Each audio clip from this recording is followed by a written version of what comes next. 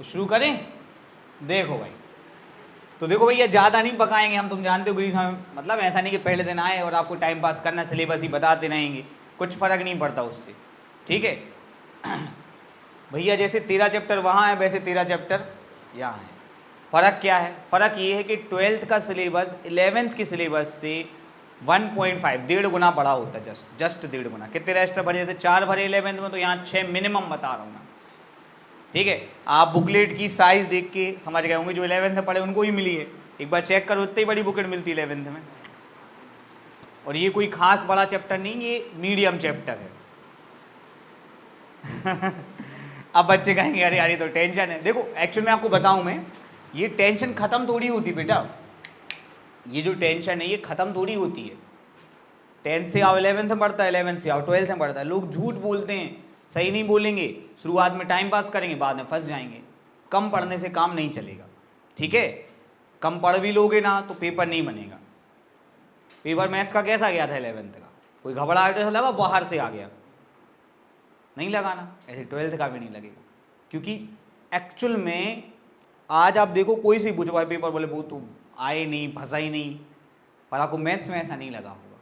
उसका रीज़न है क्योंकि अभी से ज़्यादा पढ़ाते हैं, सबसे ज़्यादा लास्ट तक हम ही पढ़ाते रहते। हम ज़्यादा नहीं पढ़ाते हैं, हम मिनिमम उतना पढ़ाते हैं जितना आवश्यक है। उससे कम पढ़ाना मतलब बच्चों को बेवकूफ़ बनाना। क्योंकि कुछ बच्चे तो पढ़ते हैं ना यार, अगर हम अपनी कोचिंग का पूरा पढ़ के गए और हम पेपर ही नहीं फंसा तो कहाँ सेंस बना, बताओ आप मुझे।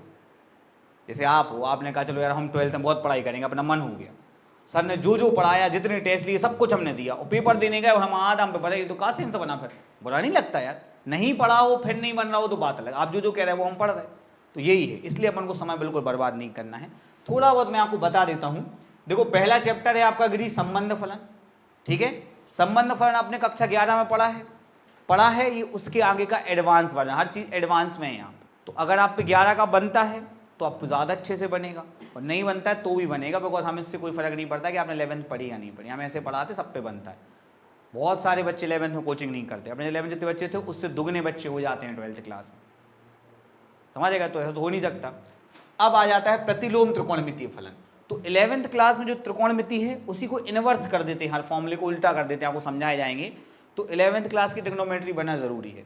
अब ये वो चैप्टर है जो आपको डर लग रहा होगा कि यार अब एक तो 11th में ट्रिग्नोमेट्री, आप 11th की ट्रिग्नोमेट्री भूल थोड़ी सकते हैं, फेक थोड़ी सकते हैं, आपको सीयूईटी तो देना ही है, पढ़ना तो पड़ेगा ही। जो बच्चा 12th के तुरंत बाद पेपर दे के आगे तुरंत अपने 11th का रिवीजन करने लगता, तुरंत सीयूईटी पेपर, उसके लिए सीयूईटी ईजी हो जाती है, समझ है? अब जेड वाले पेपर बहुत ही हाई लेवल कान लगा तो उसके लिए ड्रॉप ही ज़्यादातर लेना पड़ता है। कोई तो कुछ तो करोगे ना, रोकोगे तो नहीं 12th के बाद कि आप नहीं पढ़ रहे। अब यहां पर आप देखना, आप पे 11th की ट्रिग्नोमेट्री कैसी भी बनती हो, आप पे 12th का एक चैप्टर बहुत अच्छे से बनेगा। उसको मैंने बढ़िया तरीके से वो किया। ठीक है, अभी हम बात कर रहे थे तरुण से, क्या तरुण यार कोई चैप्टर छोटा कर लें, कि यार सब बच्चे बड़ा चिल्लाते हैं। कल सर आप ये कर लो, आप इसमें सेम क्वेश्चन बहुत सारे कराते हो प्रतिलोम त्रिकोणमिति। हमने कहा वो इसलिए नहीं कराते कि मज़ा आ रहा, होता क्या है कि 10th में 11th में याद नहीं रहती है, पढ़ी नहीं होती है ना? तो यहाँ पे अगर ज़्यादा नहीं करेंगे तो फिर यहाँ पे भी नहीं बनेगी। ठीक है, अब आ जाते हैं दो नए चैप्टर जिनका 11th से कोई लेना देना नहीं है। क्या है वो? आव्यूह और सारणिक। आव्यूह और सारणिक जो हैं, ये यूनिट जो कहलाती है अलजेब्रा कहलाती है, 13 मार्क्स की है। ये यहां पर आपको इंट्रो है, कॉलेज में आप एडवांस पढ़ेंगे। ठीक, कंप्यूटर लैंग्वेज होती है आव्यूह की और सारणिक की, और भी बहुत चीजें हैं। तो ये आपके नए फ्रेश है, इनका 11th से कोई खास लेना देना, इसलिए अपन अपनी शुरुआत यहीं से करेंगे। बिकॉज अगर कोई बच्चा 11th वीक है तो वो घबरा जाता है। ठीक है, आपको बस इससे नहीं घबराना है कि हमको ये पता नहीं, घबराना है इससे कि हम मेहनत कर पा रहे कि नहीं। ऐसा तो नहीं हम बैठ ही नहीं पाते, हम पे दो सवाल ही नहीं होते, है ना? रोज बैठो और देखो कितने मिनट बैठ के क्वेश्चन कर लो, 5, 10, 20। जैसे लगे अरे मज़ा नहीं आ रहा, तो बोलो ऐसे कैसे मज़ा नहीं आ रहा है? कोई भी चीज़ अपने को फ़ायदा करते से मज़ा थोड़ी आता है, नुकसान वाले हर चीज़ में मज़ा आता है। आप खाओ बढ़िया पिज़्ज़ा बर्गर, पालक की भारी को नहीं खाती। चलो, फिर है आपके लिए इन फ्यूचर के लिए सबसे ज़रूरी चीज़ सातत्यता एवं अवकलनीयता। याद है अपन ने अवकलन पढ़ा था, लिमिट 0 की पावर 0, है ना? ऐसा नहीं 11th में काफ़ी कुछ पढ़ाया है। उसी को मतलब आगे और फुल पढ़ेंगे। अवकलन, अवकलन समाकलन ही 12th की मैथ्स है। ठीक है, अगर आपको गलती से भी इसके बाद आगे पढ़ना है तो अवकलन समाकलन ही आपके लिए सब कुछ, चाहे आप इंजीनियरिंग करो, चाहे बीएससी करो, कुछ भी करो। ठीक है, अब निश्चित ही अवकलन है तो अवकलन बड़ा भी रहता है यार। फिर अवकलन जब पढ़ लोगे तो अवकलज की अनुप्रयोग, और फिर आता है, अब इसका तो अपन इंट्रो पढ़ा भी है, फिर आता है समाकलन। क्या आता है? और फिर समाकलन की, और फिर अवकल समीकरण। ये पूरा ही मैथ्स है, आदि मैथ्स तो यही है। इसको अपन कैलकुलस कहते हैं। 44 80 मार्क का पेपर ही आता है, उसमें 44 तो यही है ना। इस एक चैप्टर में ही अपन को कम से कम 1.5 महीना, और इस एक चैप्टर में ही अपन को कम से कम 1 महीना लग जाता है। चीज़ें हैं बड़ी हैं, देखा तो एक ही वो क्लियर देख लो। स्ट्रेस बिल्कुल नहीं लेना, बिकॉज वो तो मेरी हेडेक है। 11th में तो डर रहे थे ना, कितना बड़ा सिलेबस कर लिया था ना, कर लिया, पेपर दे आए, ठीक है। अपन ने प्लानिंग ऐसी बनाई, वरना बुलाते क्यों अपन इस समय। अब आ जाते हैं सदिश और त्रिविमीय ज्यामिति, जो अपन वहां पे पढ़ते हैं ना, बिंदुओं के बीच की दूरी, उसी का एडवांस वर्जन है। फिर आ जाता है रैखिक प्रोग्रामन। आपको याद है वो वाला अरे वो छोटा है बड़ा है, अध्याय 6 अध्याय 5, हाँ रैखिक, हाँ उसी का बड़ा भैया। और अपनी सबकी प्यारी फेवरेट, मतलब फेवरेट तो नहीं है क्या, प्रायिकता। सबसे गजब प्रायिकता 10th 11th की तो बहुत ही ईजी है, ये बहुत शानदार है, बहुत ही गजब, ठीक है, बहुत एडवांस। क्या होता है, मैं आपको एक एग्जाम्पल दे रहा हूँ। पहले हमारे पास 10th में बहुत बच्चे आते हैं, अब चूँकि गली गली मतलब बच्चे लोग पढ़ाने लगते हैं, अच्छी बात है, मेरे कई बच्चे पढ़ाते हैं, तो बच्चे थोड़े कम हो जाते हैं। लेकिन 11th 12th में ऐसा नहीं होता, उसका रीज़न है 10th तक तो फिर भी कोई भी पढ़ा सकता है, 11th 12th कोई भी नहीं पढ़ा सकता। हाँ कुछ लोग ऐसे हैं जो पढ़ाने लगे उनको बनता नहीं है, वो शुरू के 2-4 चैप्टर अच्छे तैयार कर लेते हैं, और जब बाद में टफ चैप्टर्स आते हैं तो बच्चे भी जब तक पैसे भर देते हैं, बच्चे पर पढ़ने का मन खत्म हो जाता 2-3 महीने बाद, 90% बच्चों का, तो वो पढ़ते रहते, बाकी वापस आ जाते हैं। कई बच्चे आए लास्ट ईयर, तो उनको बताया बीच में ही दिखाया था कि देखो पहले कितने कम बच्चे बैठते थे। तो ये पढ़ाना भी एक कठिन जॉब है। आपको मैं यकीन दिलाता हूँ कि यहाँ से लेके यहाँ तक कोई भी चैप्टर आपको ऐसा नहीं लगेगा कि बोझ आ रहा, हम पे बन नहीं रहा है, पॉसिबल ही नहीं है। गधे से गधे बच्चों को समझ में आएगा। फिर आपका एग्जाम बनेगा कि नहीं बनेगा, वो इस बात पे डिपेंड करता है कि आपने कितनी प्रैक्टिस करी है, ठीक है। विदाउट प्रैक्टिस आप सोचना भी नहीं कि आप पे एग्जाम बनेगा। अब एक जरूरी बात, ये सब बातें इतना टाइम लेके अपन नहीं बताएंगे, ठीक है। तो बहुत ज़रूरी बात है, एनसीईआरटी से बकायदा विज्ञप्ति आई है कि सभी शासकीय प्राइवेट सभी स्कूलों को निर्देश है कि वो एनसीईआरटी बुक से ही पढ़ाएं। वैसे तो पढ़ाते ही हैं, उसी से पेपर बनेगा, उसी का दिया, उसमें गलत भी दिया तो वो भी सही माना जाएगा क्योंकि वो बुक में दिया हुआ है, समझ रहे हैं। तो आपको यही बुक लगानी है, ठीक है। और ये मैं मैथ्स में नहीं करूँ, मैथ्स हमसे पढ़ोगे तो करोगे ही करोगे। फिजिक्स हम पढ़ाएंगे इस बार तो एनसीईआरटी का मन रहेगा। जो टीचर दबाव में डालता है उसका बच्चा एनसीईआरटी नहीं पढ़ता। पूछ लेना कोई से इस बार केमिस्ट्री का पेपर कैसा है। एनसीईआरटी नहीं पढ़ोगे नुकसान में जाओगे, कई बार नुकसान बहुत बड़ा हो जाता है बेटा, है कि नहीं। मिनिमम सबको 75% एक बच्चे को मिनिमम दिमाग में चले के चलना है, और जब 80 लेके चलोगे, हर टेस्ट में 90 नंबर लाओगे, तब जाके 75। इसलिए नहीं कह रहा हूँ कुछ खास हो जाएगा, बात है कि 25 तो जेब में आ ही जाए, कॉलेज में काम में आते, पैसा तो हर जगह चाहिए ना। कई बार अपन कोचिंग नहीं पढ़ते, अपन पैसा नहीं, इसलिए अपन को इतना ध्यान हो। ये तभी होगा जब एक सब्जेक्ट में 90 नंबर तो मिनिमम आएंगे, बिकॉज एक ना एक पेपर बहुत टफ आता है, ठीक है। चलो सब कुछ समझ गए। अपन शुरू कर रहे हैं अनंत भाई चैप्टर 3। कॉपी लिए हो, नहीं लिए?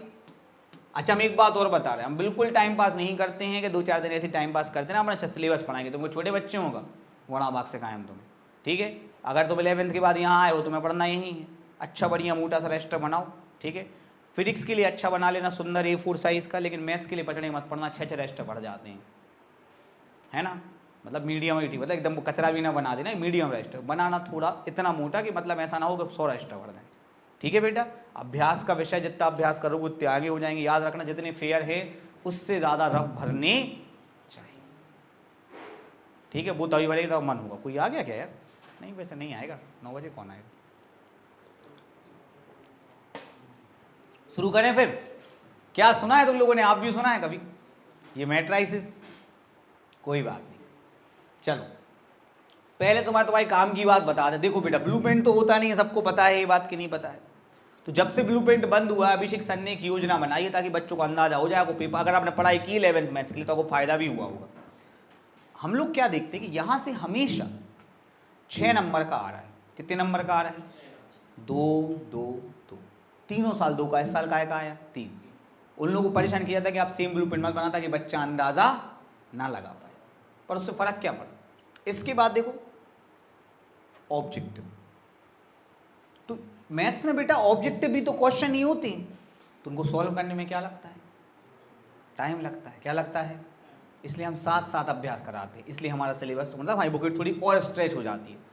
ये बुकलेट जो है आपको 11 से ज़्यादा आपको लगे बहुत ही ज़्यादा MCQs यार, बहुत ही तो सारे टॉपिक्स हैं, वो हैं नहीं, वो बनाए हैं, है ना, ताकि बाद में तुम्हें ना रोना पड़े कि यार पेपर ही नहीं फंसा, पेपर ही नहीं फंसा। तो पूछो, बात किया करो बच्चों से जो निकल गया, कह कहा पेपर, उनसे कोई मत पूछना पेपर अच्छा गया, वो तो यही कहेंगे अच्छा गया, झूठ काय को अपनी कोई बेइज्जती कराएगा।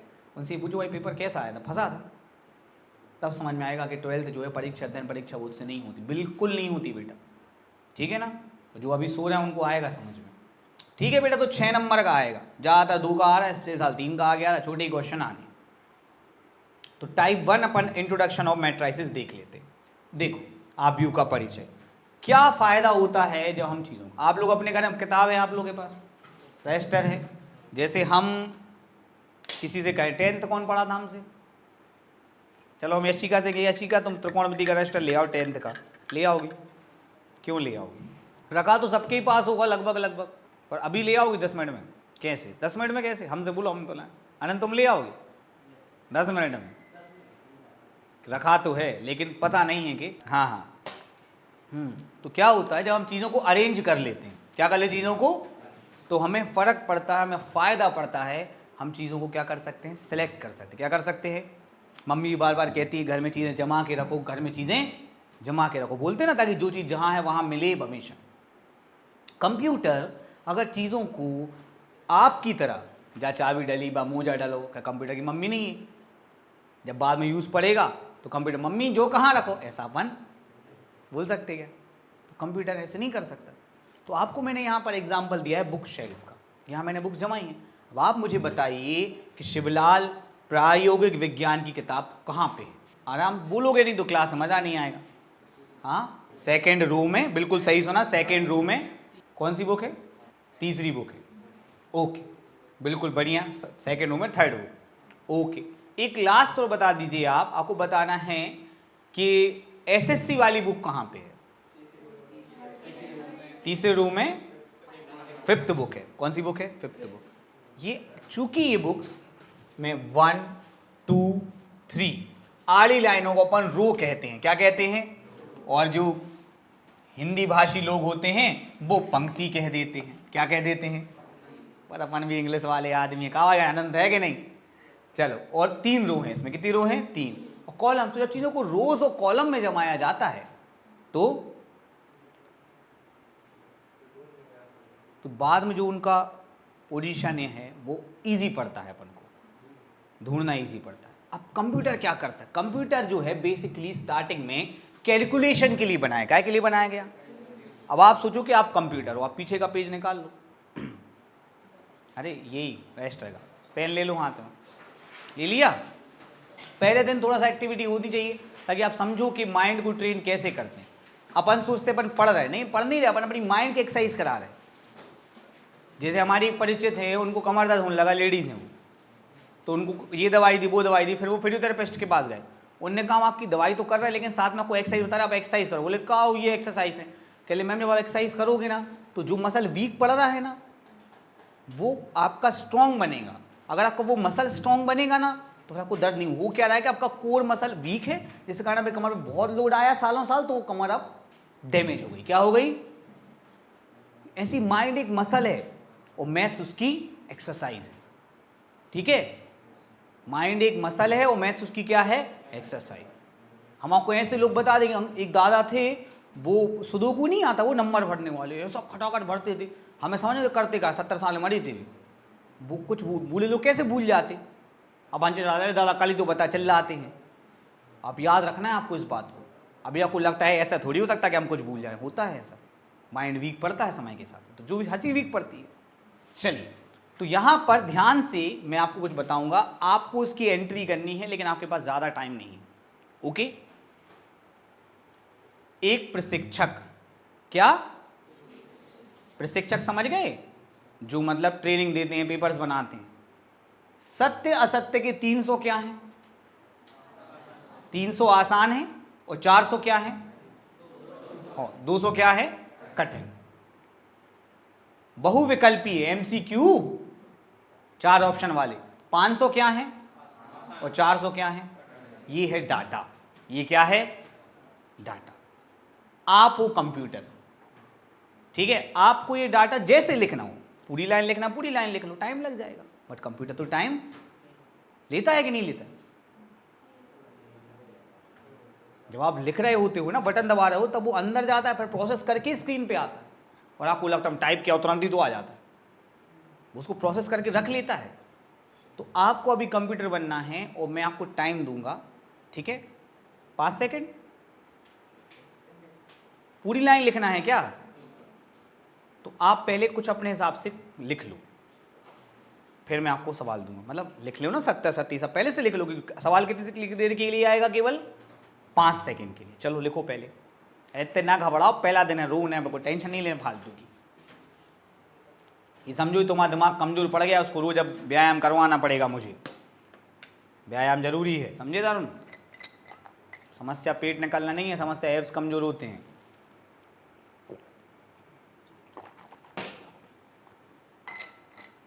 सबने अपने अपने हिसाब से लिखा होगा। क्या लिखा तुम लोगों ने, बताओ?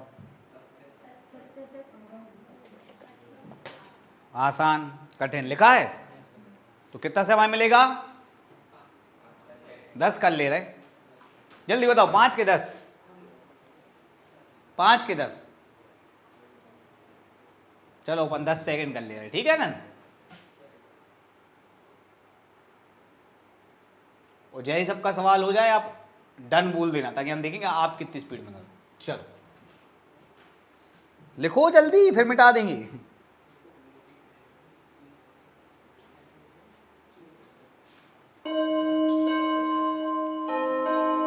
लिख लिया? लिख लिया? किस किस ने लिख लिया? क्यों कुछ लोग लिख पाए, कुछ लोग नहीं लिख पाए, बताओ? लिख लिया तुमने? तुम लोग गलती कर रहे हैं, तुम लोग पूरी लाइन, कौन कौन पूरी लाइन लिख रहा था? लेकिन जो कंप्यूटर होता है, क्या होता है? वो ऐसे काम नहीं करता।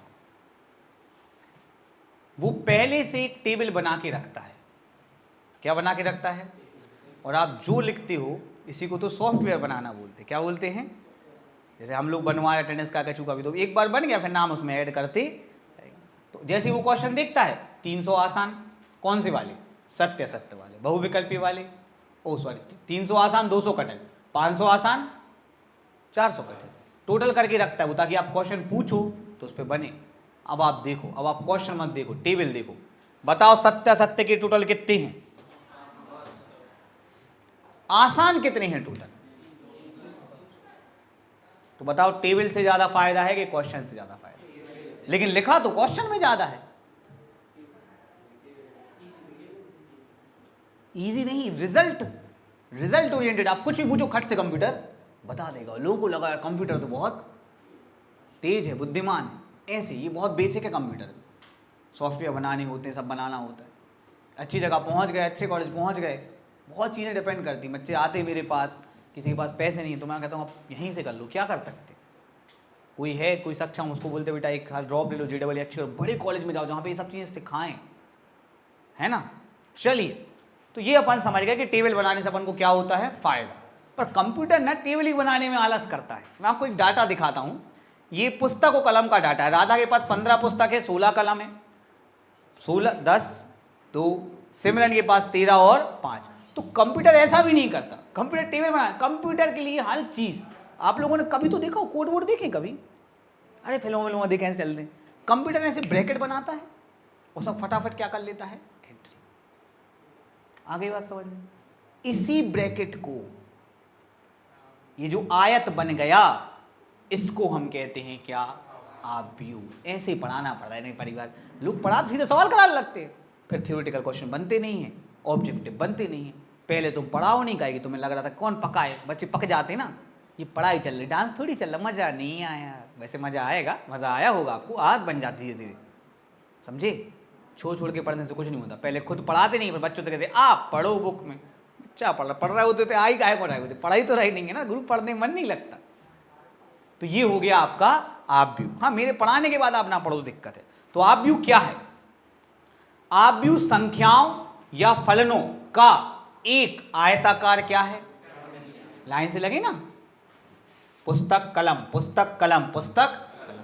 सर संख्या तो ठीक है पर फलन, फलन लिख ले भाई। क्यों? कंप्यूटर और भी तो कैलकुलेशन करता है, साइन कॉस वाले काम भी तो करेगा, तो ये सब क्या है? फलन है। क्या है? तो जल्दी से परिभाषा बोल दो फटाफट, क्या है आव्यूह? संख्याओं का या फलनों का क्या है? आयताकार क्रमबद्ध। तो जो आव्यूह बना है वो असल में एक डाटा है जो लाइन से जमाया गया है। फिर से बोलो, आव्यूह क्या है? आव्यूह संख्याओं या फलनों का आयताकार क्रमबद्ध। आज नहीं बोलोगे, आज नहीं बोलोगे, आगे भी नहीं बोल पाओगे। ऐसे कई लोगों जो मैसेज टाइप करवा लोगे, दुनिया जान का मैसेज टाइप करना, बात करने की बारी तो बोल नहीं पाते। अपन को ऐसे बनना नहीं है कि नहीं? अगर हमें 1000 चीज़ें आती हैं, बहुत उसे टॉपर भी होते, लेकिन हमें बोलने नहीं आता, तो हम कैसे कोचिंग पढ़ा लेते? बताओ आप। ठीक है, क्लियर हो गई परिभाषा? एक बार फिर से बोल देना, आव्यूह संख्याओं या आयताकार क्रम विन्यास है। इस एज में किसी का दिमाग कुंद नहीं पड़ सकता, एक्सरसाइज कराओगे तो वो ज्यों करते हो जाएगा। अब कुछ बातें मैं ऑब्जेक्टिव के लिए कह बता देता हूं, क्योंकि ऑब्जेक्टिव कुछ भी आता है। आव्यूह में जो ये संख्याएं लिखी हैं इनको आप बोलते हैं अवयव या प्रविष्टियां। अवयव या, ठीक है। अब अवयव में अवयव पढ़ाता हूं तो मैं अवयव याद रहेगा। मान लो पेपर में 7 प्रविष्टियां आ गई तो आपको याद रखना पड़ेगा। फिर ये है एमसीक्यू तो प्रॉब्लम है यार, वरना क्वेश्चन तो सब कर ही रहे हैं। ठीक है, यहाँ पर आपको ध्यान रखना है कि आपको हमेशा बड़े ब्रैकेट का यूज करना है। ठीक है, कोई और ब्रैकेट का यूज करना नहीं है, ध्यान रखना है। अगला है, अब आप भी जवाब लिखेंगे, जैसे ये ए है, ये मान लो बी हो गया, तो आपको बड़े अक्षर का प्रयोग करना है। कुछ नियम बनाएंगे, उनको ध्यान देना है। अब आते हैं वे कि आव्यूह कंसेप्ट कौन लेकर आया। आव्यूह कंसेप्ट लेकर आए थे आर्थर केले। इनके केले की दुकान नहीं थी, इनका सरनेम केला है, केले है ना। जैसे हम सोनी है, सोने का काम करने वाले सोनी, लोगों को लगा यार केले बेच रहे हैं तो केले होंगे, पर इस केले से आपको याद रखिएगा कि किसने लिखा है, आर्थर केले। आर्थर माने एक्चुअल राइटर होता है। फिर इनके मित्र थे, ठीक है, विलियम रॉन हैमिल्टन। इन दोनों ने मिलकर पूरा आव्यूह सिद्धांत का प्रतिपादन किया था। तो आव्यूह सिद्धांत का प्रतिपादन किसने किया है? केले और हैमिल्टन। क्लियर हो गया? अब मैं चाहूंगा कि आप 2 सेकंड के लिए इसको पढ़ लें अपने ब्रेन को, फिर मैं आपसे क्वेश्चन पूछता हूं। ठीक है, चलो पढ़ ले भाई। अब बताओ भैया, आव्यूह की परिभाषा। संख्याओं फलनों का आयताकार क्रम विन्यास है। एक तो ये परिभाषा पढ़ सकती है। आव्यूह के अंदर जो संख्याएं लिखी जाती हैं उनको अपन क्या कहते हैं? अवयव या प्रविष्टियां। मतलब मैं प्रयास कर रहा हूं कि इससे क्या एमसीक्यू निकल सकता है, बाकी तो उनको निकालना, वो कुछ भी निकाल लें, वो तो आपका इंटेलिजेंस चेक करने आए। ठीक है, बताइए इसका सही जवाब। आव्यूह सिद्धांत का प्रतिपादन किसने किया? केले व हैमिल्टन। अब चूंकि अभी पढ़ा है तो याद रहेगा, लेकिन बाद में तभी याद रहेगा जब आप अपनी पढ़ाई को सीरियसली लोगे। ठीक है, तो केले और हैमिल्टन। आगे चलते हैं भाई। अच्छा, आवश्यक शब्दावली। सबसे पहले तो आपको पता ही है रो क्या होता है। अभी आपने खुद ही बोला कि इसमें 3 रो हैं। हम भी बहुत सियाने, हम इस तरीके से माते बच्चा खुद ही बोल दे। तो इसमें कितनी रो है? फिर से बताओ। तो क्षैतिज पंक्तियां, आड़ी लाइनें क्या कहलाती? रो। ये कहलाएगी रो 1, ये कहलाएगी रो 2, ये वाली तो 3 रो है। क्लियर हुआ? तो बताओ R1 मतलब क्या होता है? पहली पंक्ति। R2 माने ये क्या होता है कि अपन अभी नहीं पढ़ते, फिर अपन को बहुत दिक्कत होती है, हमको पता, बताएंगे अभी। R3 माने, अब बताओ R10 माने, इसमें नहीं है पर किसी में होगी। और I माने, आई पंक्ति। आई बात समझ? अब अपन एकदम से बोलो आई पंक्ति, लोग जो आई भी पंक्ति, पर अभी 2 प्रश्न, अगली प्रश्न वाली फिर यही है बेटा। ठीक है, 10 थोड़ी आ जाएंगे, 2 सवाल करेंगे, बातें करेंगे, घर चले जाएंगे, पूरा पढ़ना पड़ना। आगे चलते हैं। बताइए इस वाले आव्यूह में कितनी पंक्तियां हैं? तो मैं कैसे बता? आड़ी लाइनें। तो लिटरली आपको यहां पे लाइनें बनानी है कि भैया 1 2 3। आप यकीन मानो हर वो चीज जो आपको कमजोर बना रही है उसको अपन को फेंक देना। अभी वो समझ में आएगा कि पढ़ा है कि नहीं। सॉरी, तो ये क्या है?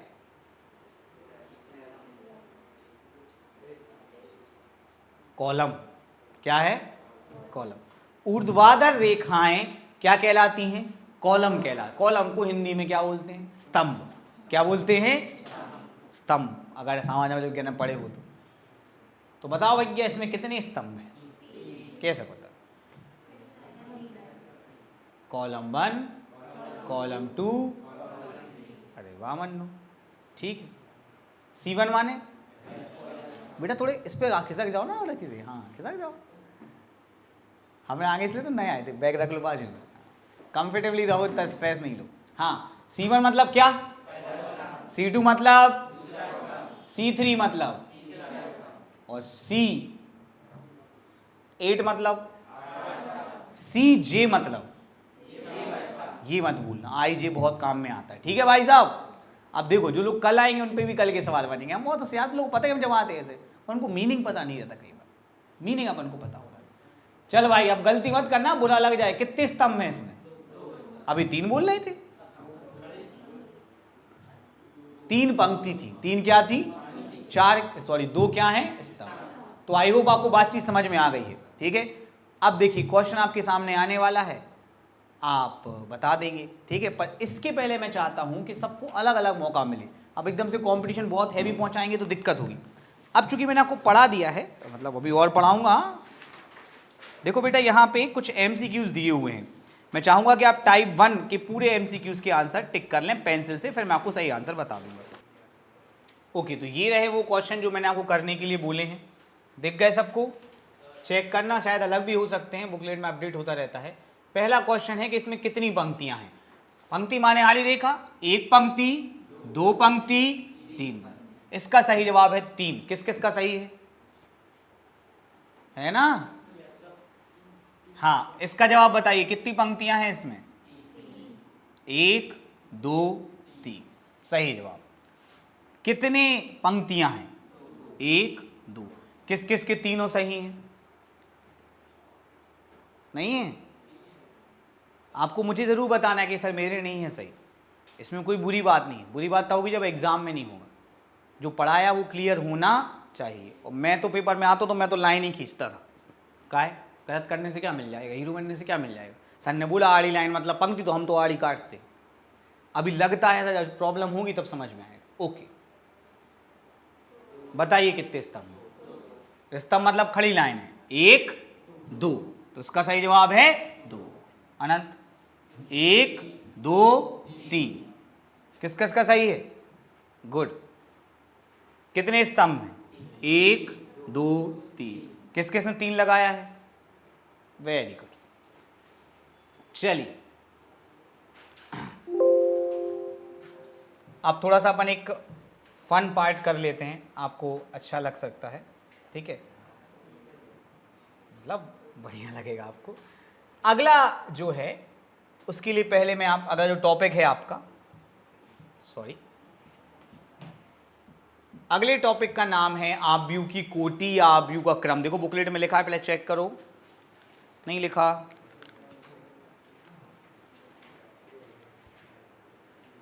नहीं लिखा? मिल गया? देखो भैया, ये दिख रहा है, ये क्या है? क्या है?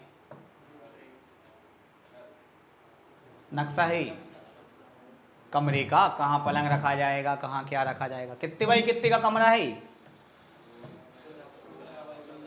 14 बाई 16 का। तुम लोगों कितने बाई कितने का कमरा है?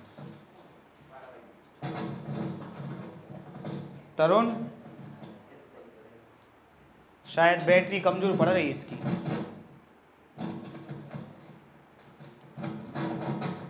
बताओ कितने बाई कितने का कमजोर कमरा है तुम लोगों का? 10 बाई 10 का, जैसे ये 30 बाई 10 का है। चलो अच्छी बात है। ये जो बाई बोल रहे ना, बाई, इसका मतलब क्रॉस, गुणा से है। लंबाई गुणा चौड़ाई, क्षेत्रफल आ जाता है। तो ऐसे ही कुछ यहाँ पे है, बाई वाला काम है। ये आव्यूह दिख रहा है, इसमें कितनी पंक्तियां हैं? आड़ी लाइन, 1 पंक्ति, 2 पंक्ति, 3। R बाई C कहलाता है क्रम। क्या कहलाता है? C by R। कॉलम कितने हैं? 1, 2, 3, 4, 3 बाई 4। तो ये कितने बाई कितने का आव्यूह है? 3 बाई 4 का। 4 बाई 3 का नहीं है, कितने बाई कितने का है? अब देखो ध्यान दो जरा, इसको क्या हो गया भाई, चल रहा है ना? पंक्तियों की संख्या कितनी है? 1 2 3। स्तंभों की कितनी है? 1 2 3 4। तो क्रम क्या कहलाएगा? 3/4। पहले पंक्तियों की संख्या, स्तंभ। रूल है, मैंने उल्टा कर दो।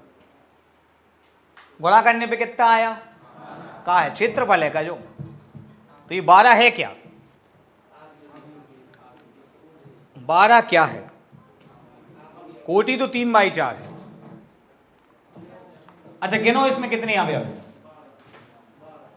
क्या है? 12। अभी सुनोगे नहीं, एग्जाम में बनेगा नहीं।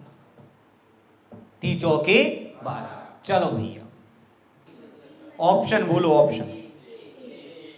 सब पे बनना है कि मन से बोल रहे हो? हाँ तुम लोग एक हाँ तुम लोग एक काम कर लो, तख्ती अगर है तो ठीक है, अगर नहीं है तो एक वाइट वाली तख्ती खरीद लो। खरीदी भी हुई केमिस्ट्री वाले सामने खिलवा, और एक मार्कर, नहीं सर खरीदवाते ना केमिस्ट्री वाले, उसमें क्वेश्चन लिख वो खरीद लो, और एक मार्कर, ताकि लिख सको। एक पंक्ति, दो पंक्ति, तीन पंक्ति, तीन, एक स्तंभ, दो स्तंभ, 3/2। गलती नहीं होती इसमें मेनली। ठीक है आगे चलते हैं, बताइए। सी सही है। 0/0। अब देखो भैया वो तो अवयव है, कुछ भी हो, है ना, तो इसका आ जाएगा 4/4। गुड, ये वाला बता दो। बताओ बताओ बताओ। कंप्यूटर्स बंद कर लो जरूर। अब डीपीपी रहने दो, क्या कर सकते। अब है कठिन, अब है।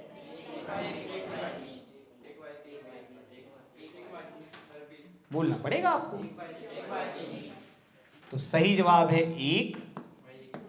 1/3 इस वाले का। 1/2 आ रहा है कि नहीं? जी वाला 1/2 वाली लाइन है, एक खड़ी लाइन, तो 2/1। समझ में आया? आपको लग रहा होगा अरे फालतू चीज है भाई, बहुत गलती करते हो, तो होती हुई गलती इसमें कि नहीं होती हुई। इसलिए हर टॉपिक को समझो कि कल नया टॉपिक है। ठीक है, आप पहले से तैयारी करोगे नहीं, सीधा क्वेश्चन करने लगोगे, आपकी बैंड बच जाएगी। जहाँ तो MCQs ही आ रहे हैं ना, क्वेश्चन वाइज देखो, ज़्यादातर तो आपको MCQs ही करनी। चलो भाई अनंत, अब आता है अपन बहुत बड़ी बहुत कठिन चीज, समझना ध्यान से। ठीक है, जो पूछूं वो बताना है। रेडी? 3/2 क्या है? क्रम। कितने अवयव है? 3 दूनी 6। 4/6 बिल्कुल। M/N। अब बताओ एग्जाम में कौन सा क्वेश्चन आएगा? बच्चों पे क्यों नहीं बनता? क्या पता क्यों नहीं बनता? क्योंकि प्रैक्टिस ही नहीं की। पहले पूरे चैप्टर पढ़ लिए, फिर उन्हें आपने परीक्षा दिन खरीदी, तो फिर याद ही करते हैं, पता तो कुछ रहता है नहीं। इसलिए तो अब पहले दिन को इतना पढ़ाने की हिम्मत नहीं करता, लेकिन हमको क्या किसी से करना है। चल भाई, अब आता है सबसे टफ। क्या लिखा है? कितने बाई कितने का है जी? बिल्कुल सही। पंक्तियों की संख्या क्या है?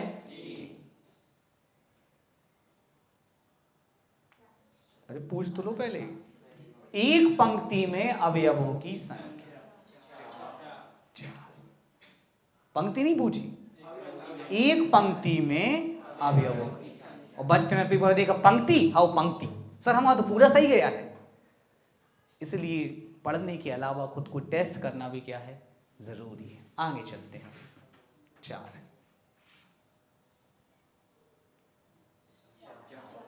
स्तंभों की संख्या 1 2 3 4। बढ़िया, समझ गए हो? एक स्तंभ में अवयवों की संख्या। अंतर समझ में आ गया? अब देखो कितने बाई कितने का है? नहीं नहीं वो हो गया, अब ये वाला M/N। रेडी? चलो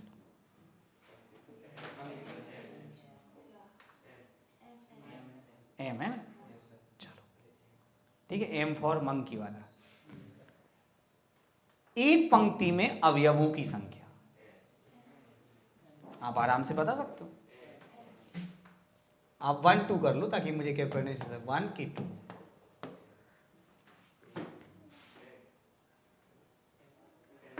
अब आया मजा।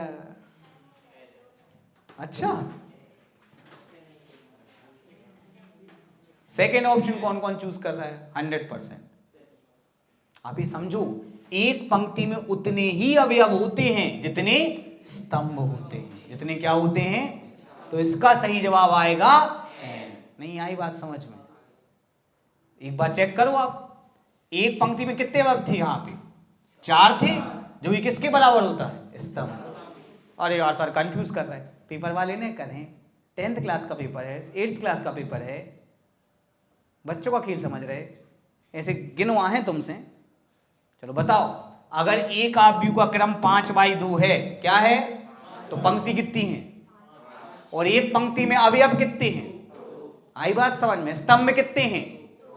और एक स्तंभ में अवयव कितने हैं? आई बात समझ में? पंक्तियों की संख्या और पंक्ति में अवयवों की संख्या, ये दो अलग अलग प्रश्न हैं। आ गई बात समझ में? अब इतना कोई खींच खींच के पढ़ा है और तुम बाद में पढ़ो नहीं, सब भूल जाओ। सर हमें याद नहीं होता, सर हम वो तो भूलेगा। तो भैया पढ़ते दादा, हम का कर जो ही कर इतने कर सकते ना, समझ रहे? चलो, हमारी देखा सी कि बेचारे लोगों को बुकलेट मिल जाती हैं, ऑनलाइन मिल जाती, खरीद सकते हैं, तो खरीदनी पड़ती, पर खुद से तो बनाई नहीं है, तो कोई काम की तो बस दिखावे, पढ़ाते बुक से ही हैं, क्योंकि सालों से बुक से ही पढ़ाया, और दिखावे के लिए बुक दे, बच्चे भी रख लेते हैं। ऐसे तो 1000 चीजें मिलती, सब रख लेते बच्चे। आई होप सही जवाब आप देंगे।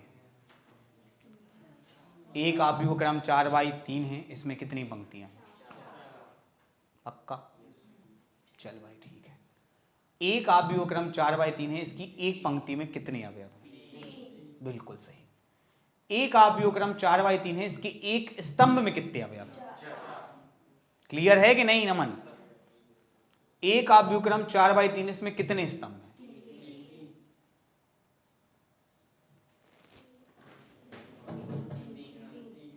तो कि नहीं लो 3।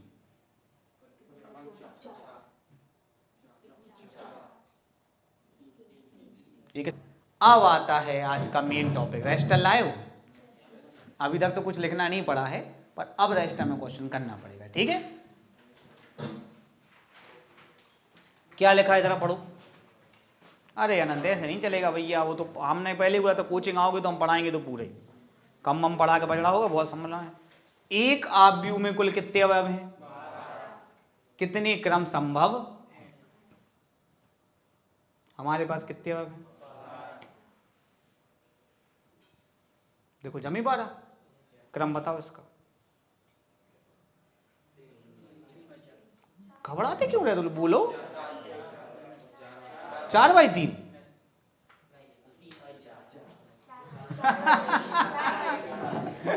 बोलो बोलो बोलो। 4/3। बस यही है जमाने का तरीका, और कोई जमाने का तरीका नहीं है कि नहीं है? है कि नहीं है? बताओ, बोलो बोलो। मतलब 4/3 का भी कर सकते हैं और कोई नहीं कर सकते, बस यही कर सकते। क्या? सॉरी, हाँ बताना जरा।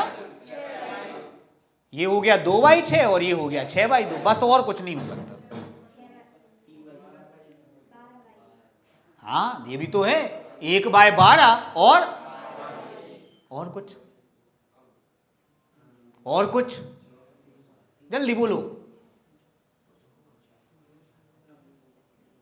तो सर ऐसे तो बहुत टाइम लग जाएगा, ऐसे नहीं करना पड़ता एग्जाम में।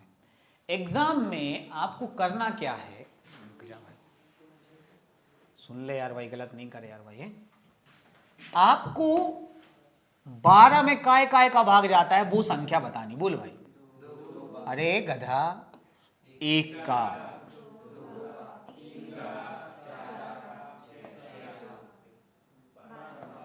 कोई समस्या?